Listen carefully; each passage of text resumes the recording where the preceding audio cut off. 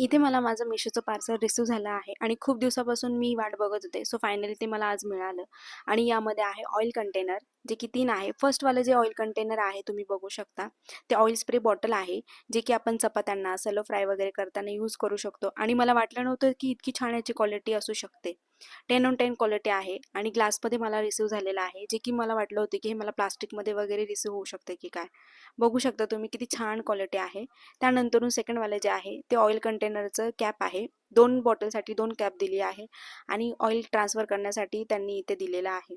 त्यानंतर तुम्ही इथे बघू शकता एक हुकही दिलेला आहे आणि बॉटल तुम्ही बघू शकता इथे ग्लासमध्येच रिसीव्ह झाले आहे आणि त्यांनी मेन्शन केलं होतं की हे ग्लासमध्येच येणार आहे. सो छान असं ह्याचं जाड ग्लासमध्ये मला मिळाली आहे. 2 बॉटल आहे.